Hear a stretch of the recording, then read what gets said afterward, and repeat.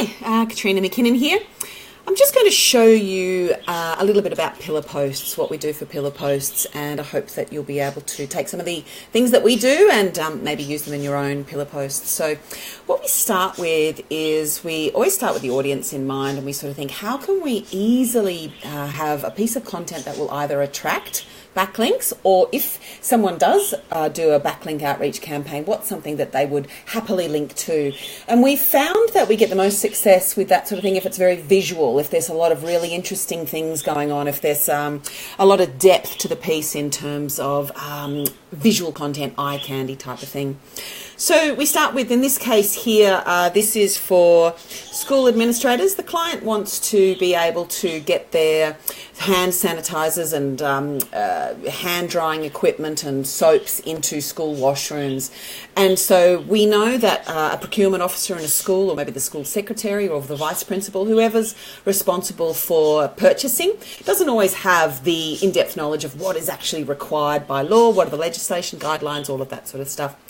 So we've got your ultimate school washroom guide. And then, of course, for Google, we've got the related question. SERP features through here, so those related questions. We research those first, find out what people are searching for in the search engines, and then we use those as the basis to structure the article. And of course, they're up nice and high. We usually either put them in a table of contents or we put them nice and high in the article so that Google can pull those out if need be. I've got a small in-text CTA through there, which is always useful. And then again, doing content. I never see enough of this where people have slabs of text, absolutely huge slabs of text in their content, whereas we really try to break things down. One idea per paragraph, and then to use formatting to create a bit of a dance, a bit of a cadence throughout the content. So these are the three main sections, and so you'll see that this one, they just jump down. But again, they are synonyms, they're sort of related keywords.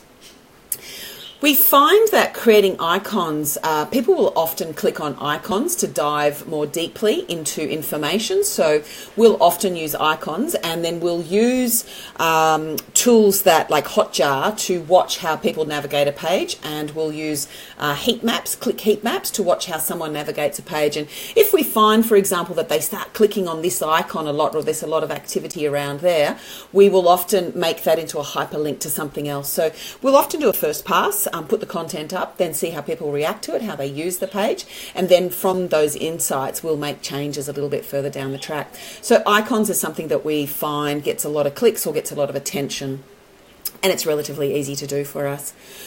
More graphics. So graphics that look factual are very useful for both the reader as well as Google. Google will index that, pick that up, because it's quite a unique graphic. We will use quotation marks to, again, just change the cadence of the content. Down through here. So this is a massive thing as well. We always create printables. So we allow for people, so a procurement officer, a vice principal, or whoever's in charge of, researching this topic, they'll often right-click print. So, and then this graphic makes that transition from the online world into the offline world. So you can imagine that whoever's been tasked with finding new washrooms or basins or whatever, they will right-click, print this out, put it on their desk. And then we've got a piece of content that's transitioned from the internet and it's stuck to their wall or their cubicle, or it's on their desk. And of course, it's got the branding on it, the client's branding. So that creates brand recognition, a little bit more engagement, maybe a little bit more loyalty down the track. So then we go into, again, we create lots of different types of graphics. I see people not doing this often enough.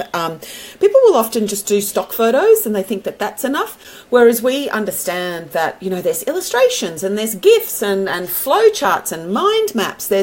People learn in so many different ways. People like me personally, I'm not great at learning by just reading. I'm much better as a visual learner. So we use, I look at that and I go, oh yeah, right, I get it. So whereas text is not quite as accessible for me personally, and so there's plenty of people like me out there. So this is, again, we just look at content and we might say, okay, well, these are the restrictions, or these are the heights, or these are the dimensions, this is the data. What does the data inform us to create a visual piece? And so we will use these. We'll create these, custom make them.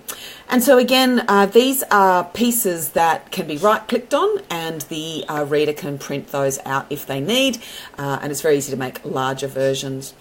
This shouldn't be collapsing. I've just put in a ticket to get that fixed. But what this does is, again, it's an inspiration gallery. So we don't see enough of this in pillar posts either, is to create inspiration galleries, so that when someone's looking for design suggestions, there are so many people out there with some really great work that they've done, and we can attribute it to them, but we can say, look, here's a gallery of design inspiration for you. Again, more icons, different layout, more gallery. So we're just now going through different sections. So I'll just scroll through here. A new section in here, a little bit of data for Google to pick up.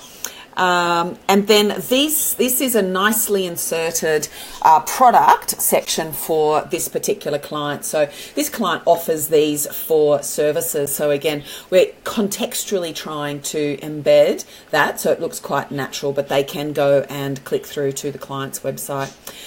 So more, we love doing this. And again, I don't see this often enough. The printables industry, you think of Etsy and all the people who have these multi-million-dollar stores in Etsy making a killing from printables. People love printables, but I don't see content creators doing this enough, where a classroom hand washing chart branded with the client, and you can go and get a PDF version or an A4 or PNG or PSD. We create high quality asset files, so that to give Google a signal that it's not just some, I don't know, GIF or something, that it's actually a higher quality file that has different usages by different types of people. So anyway, download your free classroom hand washing chart. It's just a value add that again makes that transition from the online world to the offline world. I love these. These are one of my favorite things we've made for a long time. We made printable kids hygiene posters, and again, these are content upgrades that we actually used on LinkedIn as well. And you can use this sort of thing on LinkedIn to create a slide share, and then it's like, get your free printable kids hygiene posters. You target procurement managers who work for schools, and then they will print these out, and it becomes again that transition from online to offline. A few more bits and pieces, posters that we make, more database graphics to add a bit of more credibility and authority, a nice little CTA banner. Again, we're just testing whether people prefer to click on the services banner pictures, or whether they'll actually click on an ad banner, because we watch it. Again, we'll use tools like Hotjar and click maps to work out whether people are actually interacting with those. Final little CTA at the end. So that's how we will create a pillar post. And it's just a matter of structuring it correctly, understanding what the search engines are looking for, but also working really hard to increase the dwell time and the engagement for the end user, who's always the reader, the audience. Okay, so that's how we do pillar posts. Bye.